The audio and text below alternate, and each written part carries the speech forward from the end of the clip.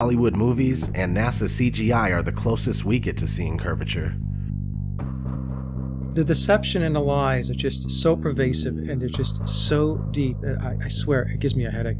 The surface of water is always level. This is just natural physics. We know this, that water, if unobstructed and uncontained, will flow outwards, finding it the easiest course to maintain its own level, right?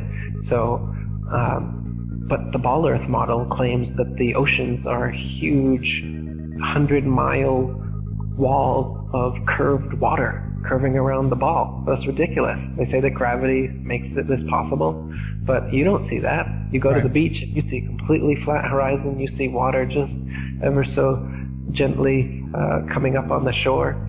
So there's the pretty blue marble that NASA claims we are living on, with circumference of 24,901 and 3959 radius. So to find the curvature, you take 8 inches times your distance squared. That's 8 inches times your distance squared, and if you don't square the distance, you end up with this, and this is not what NASA has shown us. They have given us a beautiful blue marble that we love. So you get 8 inches for 1 mile, 32 inches in 2 miles, 16.6 feet with 5 miles, so on and so forth. So what I did is I shot this pier, which is in Daytona Beach, Florida, and as you can see, between the water and the walkway of the pier is about 12 to 16 feet based on the height of the people and the railing. So I started at Granada, which is 4.92 miles away, and I shot this, and based on that distance and the formula, there should be 16 feet of curvature, but obviously you can still see the entire gap under the walkway there between that and the water. So in addition to that, behind that pier is actually a lighthouse, which you can see right above the pier. You can see the light. That is 16 miles away from my location, and I shot that lighthouse. Now that lighthouse is 175 feet tall, and the curvature from 16 miles away should be 170 feet. You can clearly see about the entire lighthouse beyond that pier. So like I said, there should be 170 feet of curvature, but there's none. And those hotels there are even further. Those are in New Smyrna, which is 20 miles. If NASA is right, and there is, we do live on a ball, they're going to have to make up that curvature. If it's not in the 20 miles I'm shooting, well then that means it's got to be made up further on down the line. So you can't have it both ways. You can't say we live on this ball and then say, oh, you can't detect the curvature. Well, you got to detect it somewhere, because if it's not dropping here, it's going to have to drop even more down the lines in order to make that circle, that ball they say we live on. And it's pretty round. That blue marble they give us is perfectly round. Lighthouses are one great example. The Isle of Wight Lighthouse in England, it's 180 feet high and can be seen up to 42 miles away, a distance at which modern astronomers say the light should fall 996 feet below the line of sight. Why can you still see it? Another one worth mentioning that people be familiar with is the Statue of Liberty. It stands 326 feet above sea level, and on a clear day can be seen as far as 60 miles away. Now, if the Earth was a globe at the dimensions that they give us, that would put Lady Liberty at an impossible 2,074 feet below the horizon.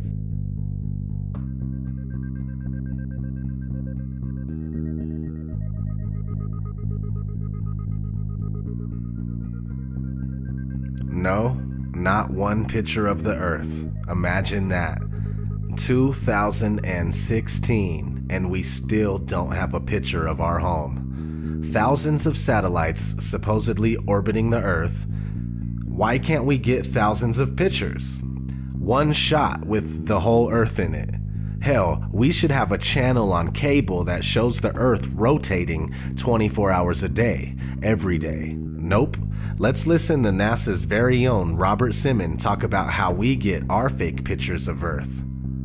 In 1972, we saw our home in a new way. Apollo 17 astronauts snapped this picture. It gave people the first look at their home planet as a single entity. Last week, scientists at NASA released this. The shot is compiled from data from NASA's VEERS instrument, which orbits the Earth about every 100 minutes, taking measurements of light coming off the planet. That can be translated into ribbons of imagery like this, and then into one of these. And this is just the latest in NASA's Earth from Space album, which may be one of the most mind-expanding collections of images in human history. Then in 2002, Blue Marble 2.0, NASA's Rob Simon made this. Simon's job is... It's primarily taking data and making pictures out of it. That's what this is, a composite of data sets from several different instruments translated into a picture. So we actually had to take clouds out. They stashed the clouds for later, went onto the ocean. That came from an instrument that measures phytoplankton in the sea. Where it was low, I colored it dark blue because they're low mostly in mid-oceans. And then where it was a little bit higher, it was like a little bit brighter green. Then add the clouds back in. There's a small problem with it because there's a very slight gap in between each orbit. So some of those are painted on. It is photoshopped, but it's has to be. Then there was another layer to sort of simulate the atmosphere. And then there's this little bright spot. It's called the specular highlight. So it's the reflection of sunlight off of water. Those are the pieces, but you can't just slap them all together. It just didn't look realistic. It looks kind of flat, or the clouds are sort of too see-through. So I just hit Command-Z a lot. There's artistry to creating the world. What I imagine it to be. Unfortunately, I'm not an astronaut. I've never been to space. But I've looked at these images over and over again, trying to sort of get the essence of it. It is photoshopped, but it's has to be. It is photoshopped, but it's has to be. It is photoshopped, but it's has to be. It is photoshopped, but it's has to be. Excuse me, I'm allergic to bullshit. Not having one authentic picture of the Earth alone is a huge red flag. Christoph, let me ask you, why do you think that Truman has never come close to discovering the true nature of his world until now? We accept the reality of the world with which we're presented. It's as simple as that.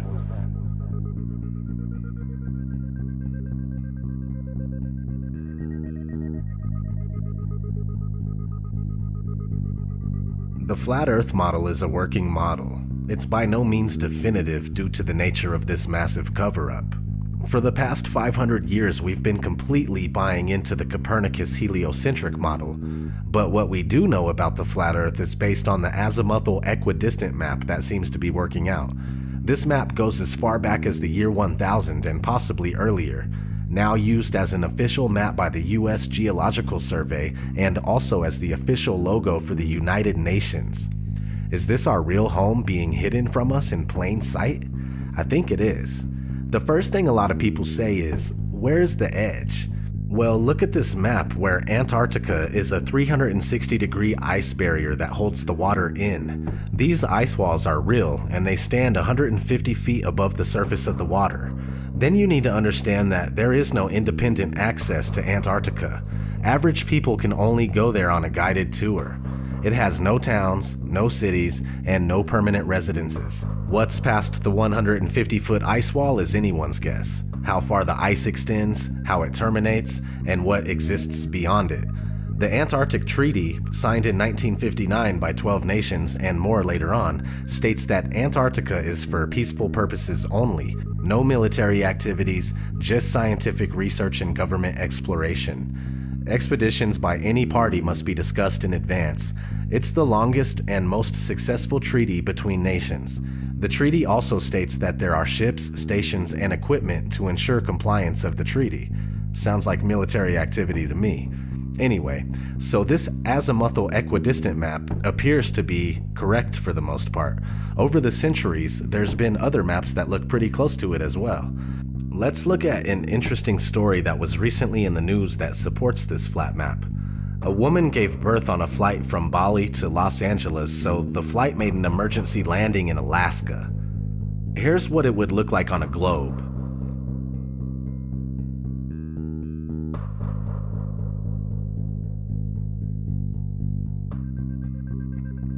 Now, here's what it would look like on a flat Earth.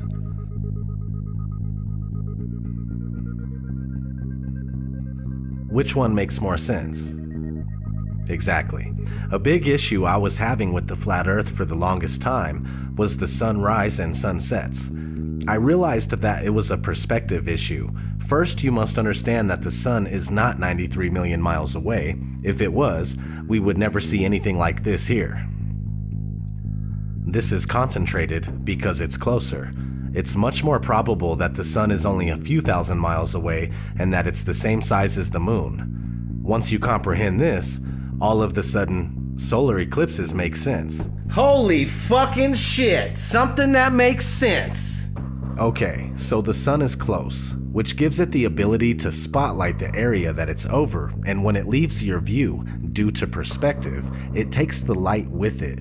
There is a generous amount of light where the sun is at, but since it's so close, it doesn't spread its light like it would if it were bigger and further. The sun circumnavigates the Earth like a huge clockwork. Sometimes that takes a while to sink in. Alright, let's talk about the Coriolis effect. The Coriolis effect states that when a moving object leaves the ground, the Earth continues to rotate, meaning that when shooting a gun at a certain distance, the bullet would be a little off due to the Earth's rotation. If that's the case, then airplanes would have to account for the Coriolis effect, but they don't. This is only a few things that work better on a flat, motionless Earth. Do you need 100 excuses as to why you're not feeling any motion or seeing any curvature? Are those excuses easier to believe? Or is it easier to use Occam's razor and go with what our senses are telling us? The Earth is flat and not spinning. Now, real quick, let's kind of just explain the Coriolis effect in layman's terms. The Coriolis effect is the effect that when the bullet leaves the barrel of the gun, it is actually leaving the surface of the Earth. So as the bullet leaves the barrel of the gun, the Earth is still rotating, and the bullet is not rotating with the Earth. So the Earth will actually rotate out from underneath of the bullet while it is in flight.